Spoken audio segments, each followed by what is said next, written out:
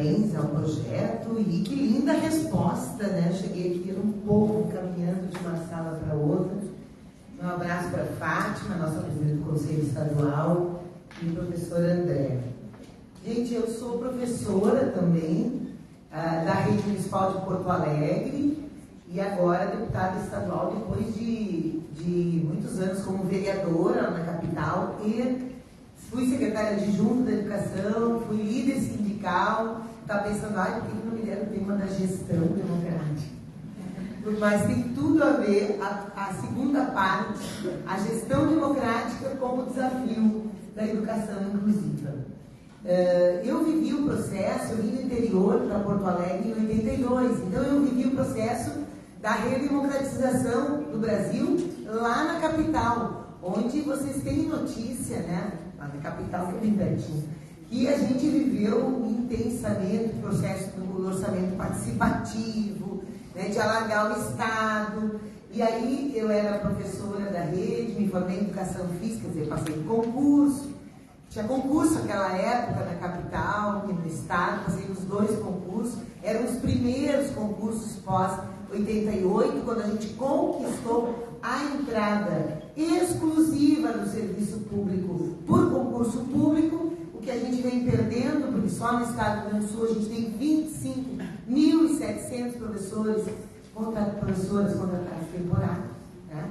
São perdas importantes que eu faço a referência, porque vocês vão ver as questões que eu vou trazer em relação à inclusão. E por que eu resgato aquela experiência? Porque a primeira questão é que se a gente, para fazer inclusão escolar, é preciso democratizar a educação. Porque quando a gente começou lá, eu comecei na escola Hildo Meneghetti em 85, nova, né? Mas que ficavam lá sempre no mesmo ano, não progrediam, segregados dentro da escola regular. E a escola regular, e a gente começou um debate, que era um debate provocado pela cidade, pelo país, como é que nós vamos... Será que a educação ela é um direito acessível a todos e todas? Ou será que a gente, assim como o Estado brasileiro, que recém está se redemocratizando, sabíamos da ditadura militar, a educação também é acessível a poucos. E aí fizeram a gente, eu era professora, não estava na gestão ainda, refletir sobre os nossos números na escola. E a gente tinha alta evasão e alta reprovação. E aí o desafio era, mas por que a gente perde tanto aluno? Dava mais de 30%, né? Começava aquelas 5 turmas no primeiro ano, terminava uma formatura lá no 9º ano. E aí os nossos meninos e meninas, quando eles eram pouquinhos, eu me lembro que era uma turma de 7, 10, então tinha pouquíssimos incluídos, mas excluídos. Estavam numa turma segregada. Era classe especial. Nem me lembrava o nome. Não sei se vocês lembram, não, era classe especial. Pois bem, e aí o que a gente pôs em curso lá em Porto Alegre, né? Eu vivi um tempo como professora, essa experiência, depois como secretária adjunta. A reestruturação da escola. Porque a gente dizia, para garantir o direito à educação, nós temos que entender que cada menino e menina é diferente. Se a gente continuar, lá vinha Miguel Arroio, vinha Vitor Paro, se a gente continuar ensinando todos igual, todos ao mesmo tempo, o mesmo conteúdo, e fazendo a mesma prova para todo mundo, nós vamos peneirar. Nunca me esqueço, Miguel Arroio era professor, ele dizia, não adianta adorar uma peneira, pega uma peneira. Pode aumentar o buraco, pode pintar de amarelo, pode de ouro, ela vai peneirar. Qual é a função da peneira? Peneirar. E aí não tinha como fazer inclusão se a escola era assim e era assim, né, gente? E aí nós vamos repensar a avaliação, repensar a enturmação. Foi aí que se criou ciclos de formação, para pensar um tempo mais largo, para dar conta dos tempos, das características da criança, dos 6 aos 9, depois os 12, dos 10 até os 12, depois o último ciclo, o 3º ano. Pensar uma avaliação emancipatória, pensar e com muitas resistências, porque a gente estava formado em outra escola, que era a escola da lista de conteúdo. A lista organiza meu trabalho e a lista organiza o sucesso ou insucesso escolar, né? A prova, tu até fazia esforços de recuperação. A gente discutia a democratização da escola, para a gente passar a pensar um país democrático, porque até então era um país que se determinavam as leis, e quem por não cumprir, até esse lado era, ou preso, enfim, tinha censura, tinha tudo. Nós tínhamos que nos inventar como cidadãos e cidadãs, né, democráticos, para viver numa democracia.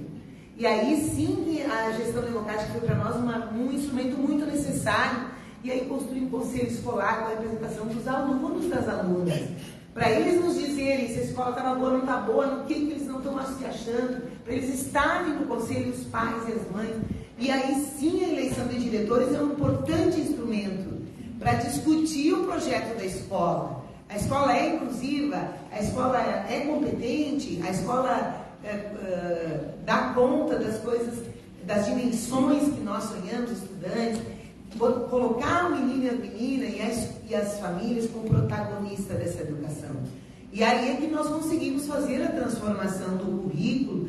O que aconteceu em Porto Alegre? A rede municipal era pequenininha. Quando eu comecei, ela tinha 30 e poucas escolas, né?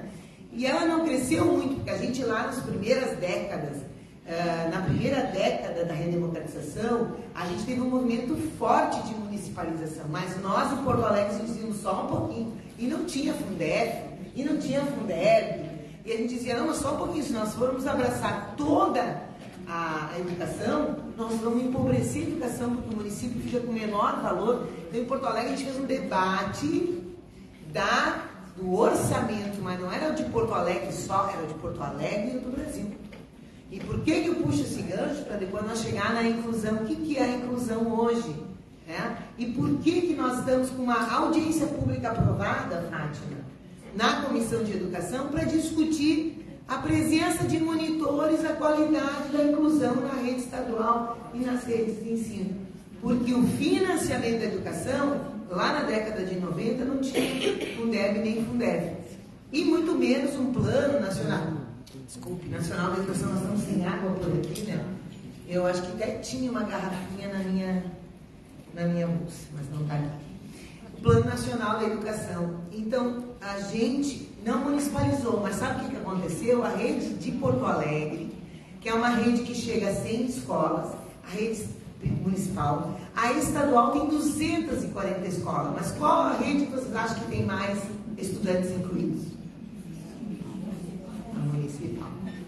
Nós respondemos por mais de 50% da inclusão quanto rede municipal. Eu falo nós, desculpe, porque me sinto professora. Muito obrigada.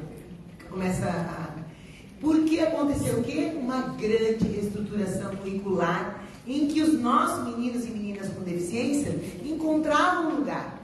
A rede estadual ainda é uma rede que, claro, tem avanços importantes, mas é uma rede que não fez não se transformou por ciclos, não fez avaliação emancipatória. E a avaliação é assim, tu passa para outro ano ou com atendimento especializado, ou com plano político-pedagógico, ou com frequência numa turma de apoio. Então, são várias progressões, claro.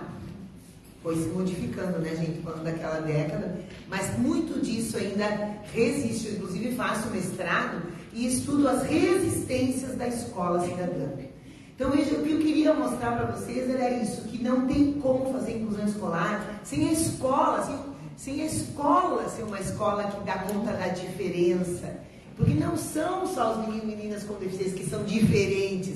Nós todos somos diferentes, né? Um gosta mais disso, outro gosta mais daquilo, outro tem dislexia, outro gosta disso. Né? Então eu aprendo, eu gosto de esporte, eu gosto disso, eu fiz educação física. Então essa é a questão central. Então uma escola tradicional é uma escola que dificilmente tem condições dar condições de acesso e sucesso. Por que na rede privada a gente tem uma dificuldade enorme de conseguir vaga para a educação especial? Você sabe isso, né? O Ministério Público teve que assinar um TAC, um termo de ajustamento de conduta. Essa semana uma família me dizia, olha, estou tentando vaga na escola privada e eles dizem não tenho vaga. Não vou falar qual é a escola. E aí a gente fez uma orientação, pede a negativa de vaga. Por que será?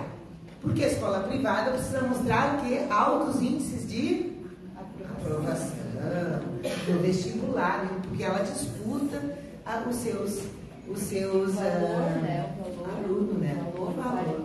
O custo, tem que ter alguém para acompanhar, enfim.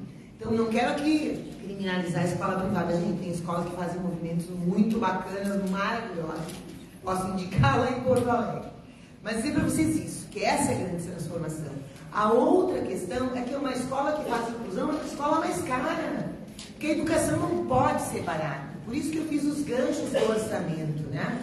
A gente, nesses 30 anos de redemocratização, de legislação, que foi incluindo toda uma previsão, que aqui a Fátima passou rapidamente, da inclusão dos alunos, nós também projetamos no Plano Nacional da Educação, depois de 2 grandes conferências, plano que termina ano que vem, e que esse ano a gente vai revisitar, reavaliar, e vamos ter que votar um novo para o ano que vem, votar. E ele dizia o que em relação às crianças com deficiência? Que todas têm que estar, criança, adolescente, jovem, adulto, preferencialmente na escola regular, né? Eu fui uma das que participei da elaboração e dos debates nas conferências de educação, eu era vereador, e tive embates fortes, porque a gente defendeu, pasmem, vocês vão olhar para mim, não acredito, ela não é inclusiva, nós fomos defender as nossas escolas especiais de Porto Alegre. Porque nesse processo de redemocratização, Porto Alegre construiu 4 escolas públicas, ou são 5 já, escolas especiais. Porque era aquela caminhada. E essas escolas especiais, na reestruturação curricular, elas se transformaram completamente. Elas trabalham desde a estimulação precoce dos bebês até a saída aos 21 anos, o 3º ciclo, o último ciclo, é um ciclo de socialização, de integração no mundo, do trabalho. Nós temos até estágios protegidos que a gente construiu. Então nós fomos lá em Brasília e o meu governo, era meu governo ainda, dizia, não é possível, tem que estar todo mundo na escola regular. E nós dizíamos, não é possível, nós não vamos abrir mão desse espaço de inclusão. Mas este Plano Nacional de Educação, que previu, eu vou passar rapidamente que tempo que eu estou, tem mais um? Te dou 5 minutos. Mais 5 minutos, eu já fiz 15 já. Meu, olha o relógio. Vocês aguentam mais 5, gente, que eu quero rapidamente dar uns dados para vocês, como estamos hoje. O Plano Nacional de Educação dizia que em 10 anos nós tínhamos que chegar a 10% do PIB na educação brasileira. E não era assim, lá no 10º ano vai chegar a 10%. Era ano a ano. O que aconteceu a partir de 2016 com um teto de gasto que foi votado? Vocês acompanharam esse debate. Que o Brasil ia estagnar o investimento em educação em 2016 e parou ali, só reajustar a inflação. Nós hoje estamos quase fechando os 10 anos do Plano Nacional de Educação, que colocou metas ousadas para dobrar o ensino superior, para universalizar os 4, os 5 anos, dobrar ter metade das matrículas da creche, do 0 a 3, que a gente está longe. Bom, fizemos um monitoramento do plano, é um escândalo. Ano passado fiz uma comissão especial, mas o financiamento estagnou, paralisou em 4 ponto alguma coisinha por cento do PIB brasileiro, gente. Imagina a educação brasileira nessa dimensão toda. Eu vinha para cá ouvindo a live do presidente lançando o programa Escola de Turno Integral. Escola de Turno Integral, Fátima, eu ainda nem fiz a entrega oficial do nosso monitoramento. No Rio Grande do Sul nós conseguimos diminuir as turmas de educação integral nesse período do plano, quando era para chegar a 50% das escolas oferecendo turno integral. Mas como chegar? Se estagnou, se tampou, se impediu o financiamento da educação brasileira. Então as metas do plano eram de qualificação e de expansão, mas praticamente todas as metas do plano não foram cumpridas no Rio Grande do Sul. Só umas 4 do ensino superior.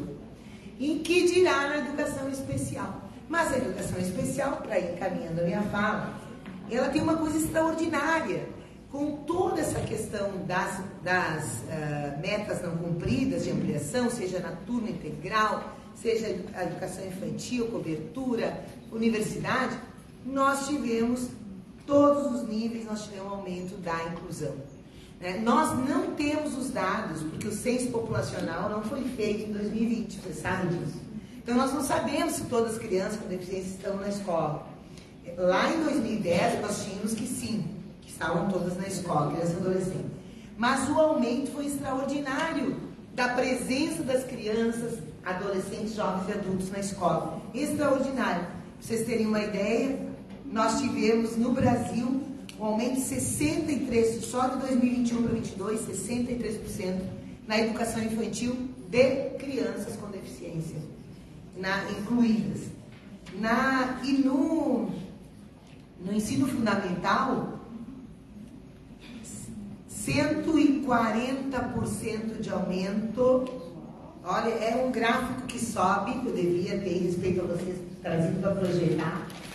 Progressivamente, a educação especial vem subindo gradativamente, né? Nós temos 914 mil nesse 2022, em 2021 era 840 mil no Brasil, e no ensino médio disparou um aumento de 2010 para 2022, aí são 10 anos, 633.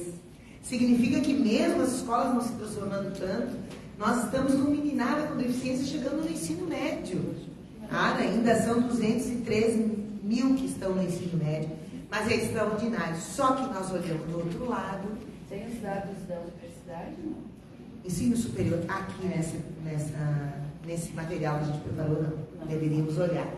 Mas é extraordinário, isso mostra que a educação brasileira vem se alargando, vem incluindo, vem dando conta. Só que vejam vocês, a gente vê no nosso monitoramento, que eu tenho aqui no Rio Grande do Sul, um dado muito importante. Aqui estão os dados de inclusão nas classes. Foi 2.000%, falaste? 633% numa década. Mas quem será lá uma das estratégias da meta da inclusão de todas as crianças com deficiência alta superdotação, altas habilidades? Aí eu não estou repetindo todas as... é que 100%, olha o que diz o plano, 100% dos nossos estudantes 4 a 17 tem que estar aonde? Com atendimento, frequentando atendimento especializado. Atendimento educacional especializado. Então, a sabedoria dos nossos debates, nossos planos, não, nós vamos fazer inclusão, mas nós vamos ter poucos por turma, nós vamos ter suporte de monitores, não tem os dados de monitores, mas a grita é tão grande, nós vamos fazer uma audiência pública, a gente convida você. Mas há deficiências de monitores. Claro, muito grande. Muito grande. Fundamental e médio. Não tem. Quase me aposentando já. Em seguida nós vamos te passar a palavra, mas é isso mesmo, vamos fazer uma audiência. Mas para vocês terem uma ideia, alunos que recebem atendimento especializado no Rio Grande do Sul, em 2015 eram 58,3%. Em 2020, 52%. Nós diminuímos 52% só das nossas alunas, nossos alunos com deficiência ou alta habilidade. Não tem, só 52 recebem atendimento especializado na sala de atendimento especializado ou de um professor especializado. Então, eu quero fechar já dizendo para vocês, é isso, né, gente? O direito à educação especial, a consciência das famílias, a compreensão da sociedade, avançou muito e as crianças e adolescentes vieram para a escola. Só quem é que está segurando a bronca? Os professores e as professoras, sem suporte, sem rede. A formação de professores, dados aqui do Estado, só 40%, já chega até alto, só 40% dos docentes, aliás, no Brasil, não tem formação para a inclusão. Eu acho que é até mais, é maior. Então, nós não temos a formação, nós não temos a redução de turma, e nem precisamos entrar na questão das estruturas das escolas, das tecnologias assistivas, da acessibilidade. Meu Deus do céu. Então, gente, é uma área que nos desafia muito. E, de novo, os nossos profissionais da educação, professores e professoras, a eles é exigido dar conta dessa democratização e desse direito, mas o suporte não vem. Mas eu dei uma das explicações, né, gente? O teto de gasto é falta de financiamento. A outra, Fátima, é o retrocesso na gestão democrática. Porque eu não sei aqui na região, mas a gente viveu a luta ali em Nova Hartz, né, Rosa? Resistindo ao fim da eleição de diretores. mas nós estamos perdendo a eleição de diretores em muitas cidades. É um retrocesso na gestão democrática.